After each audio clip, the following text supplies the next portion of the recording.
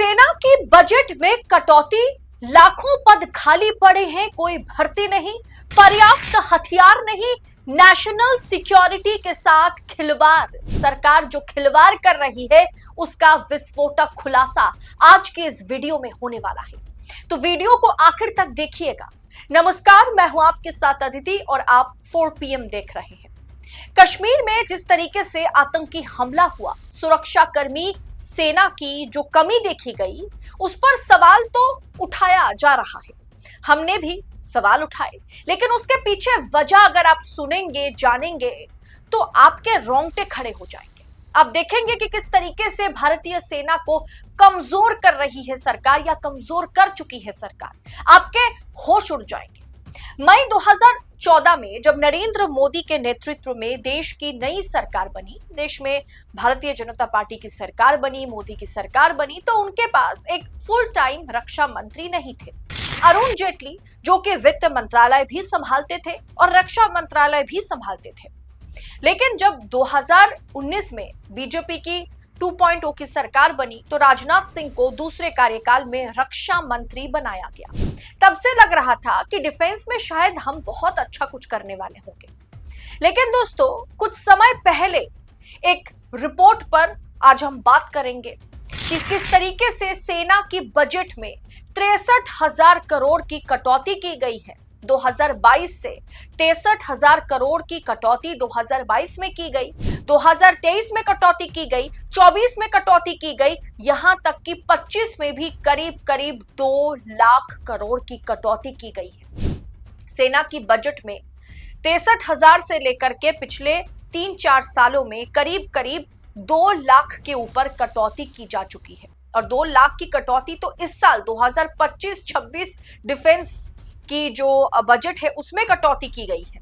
रक्षा मामलों की संसद की स्थायी समिति ने चेतावनी दी थी। समिति ने कहा था कि कुछ पड़ोसी देशों के साथ सीमा पर तनाव को देखते हुए ऐसा करना ठीक नहीं होगा। संसद की स्थायी समिति के मुताबिक तीनों सेनाओं की मांग की तुलना में बजट में आवंटित की गई राशि में भारी कमी है। यानी इंडियन एयरफोर्स, नेवी और इंडियन आर्मी ने जो बजट सबमिट किया है, जो बजट उन्हें चाहिए और जो बजट उनके लिए मुहैया कराई गई है, वो भारी कम की मात्रा में वो कराई गई है। दोस्तों, रिपोर्ट के अनुसार साल 2022-23 के लिए कैपिटल जो कुल राशि है वो 2,15,995 करोड़ रुपए की मांग की जा चुकी है, जबकि इसके तुलना में बजट में सिर्फ 1,52,369 करोड़ रुपए का आवंटन किया गया। इस साल यानी 2022-23 की बात मैं कर रही हूँ। 23-24 में भी कटौती की गई, 24-25 में भी जितना डिफेंस को चाहिए था उससे कम सरकार ने दी है। और साल 25-26, जिसे बहुत ही महत्वपूर्ण समय माना जा रहा है, जबकि चीन भी अरुणाचल प्रदेश हो, गलवान वैली हो, इन तमाम इलाकों में लेह लद्दाख की ओर कदम बढ़ा रहा है। पाकिस्तान भी लाल आंखें दिखाता है। पाकिस्तान और चीन के बीच भारत जिस जगह पर अभी फिलहाल मौजूद है, 2025-26 डिफेंस में 2025-26 की बजट में 9 लाख करोड़ के आसपास बजट एलोकेशन की मांग की गई थी तीनों सेनाओं द्वारा, यानी एयरफोर्स, नेवी और आर्मी द्वारा, जबकि सरकार ने महज 6,81,210 करोड़ को ही अलॉट किया है। यानी करीब करीब 2.5 लाख करोड़ की बजट में कटौती की गई है। सरकार कोविड के बाद से हर साल जरूरत के तुलना में डिफेंस बजट में कटौती करती जा रही है। डिफेंस को जितना चाहिए उससे कम उन्हें मुहैया कराया जा रहा है। इस साल सरकार ने खुद सदन में आंकड़े जारी कर बताया, राजनाथ सिंह ने बताया, रक्षा मंत्रालय ने बताया कि भारतीय सेना अपनी फुल स्ट्रेंथ में नहीं है। 1 लाख कर्मियों की कमी है इंडियन आर्मी में। एयरफोर्स, नेवी में रिक्रूटमेंट भी काफी कम हो रही है। अब सोचिए दोस्तों, काफी पद खाली पड़े हैं, 1 लाख पद खाली पड़े हैं डिफेंस में। 15 अप्रैल 2025 यानी हमले से ठीक 7 दिन पहले यह जानकारी सरकार देती है कि भारतीय सेना को सैनिकों की कितनी कमी है। भारतीय सेना में इसे लेकर के खुद सरकार ने जानकारी दी।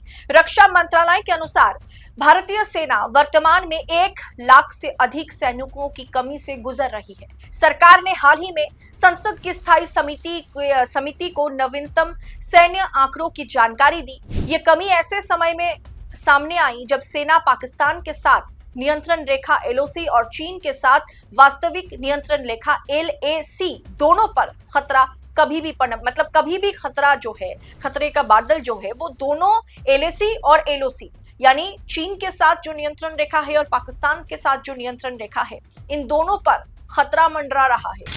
और इस बीच इस तरीके से खबर सामने आ रही है कि हमारे पास 1 लाख इंडियन आर्मी में सेना की कमी है।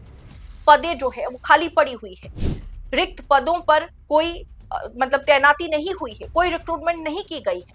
अभी तक भारतीय सेना की कुल संख्या जो है वो 12.48 लाख है, मतलब करीब 12.5 लाख है, जबकि ये 13.5 लाख होनी चाहिए। खास तौर पर सेना में 92,410 जूनियर कमीशन ऑफिसर JCO और नॉन कमीशन ऑफिसर NCO की कमी है, जो कि 7.72% की कमी को दर्शाता है। दोस्तों, कुछ समय पहले ब्लूमबर्ग ने एक बहुत ही बढ़िया रिपोर्ट पेश की थी, बहुत ही बढ़िया एक रिपोर्ट पब्लिश की थी, जिसमें ब्लूमबर्ग की रिपोर्ट में यह खुलासा हुआ था कि सेना, वायुसेना और नौसेना यानी इंडियन आर्मी, इंडियन एयरफोर्स और इंडियन नेवी में बड़ी मात्रा में हथियारों की कमी हो गई है। 2026 तक देश के डिफेंस सेक्टर में और ज्यादा कमी देखी जाएगी। 2020 में सरकार ने मोबाइल फोन से लेकर के रक्षा क्षेत्र में हथियार बनाने तक पर जोर दिया था, जो कि सरकार की एक बहुत ही अच्छी पहल थी। मेक इन इंडिया प्रोजेक्ट में सरकार अच्छी खासी काम करने का वादा करती हुई नजर आई थी, लेकिन बाद में कितना सफल हुआ ये प्रयास, इस पर फोकस नहीं किया गया। मेक इन इंडिया का लक्ष्य था कि देश में अधिक रोजगार पैदा करना, विदेशी मुद्रा को देश से बाहर जाने से रोकना था। लेकिन पिछले 11 सालों में हमने देखा कि मिलिट्री जो हार्डवेयर का दुनिया है, उसमें सबसे बड़ा आयातक अभी भी अपनी जरूरतों को पूरा करने के लिए स्थानीय स्तर पर पर्याप्त हथियार नहीं बना पा रहा है। भारत के पास पर्याप्त हथियार नहीं है और ना ही हम हथियार बना पा रहे हैं। जो दावा सरकार कर रही थी कि हथियार अब भारत में बनेगा, वो भी हम नहीं कर पा रहे हैं। साथ ही सरकारी नियम इंपोर्ट को रोक रहे हैं।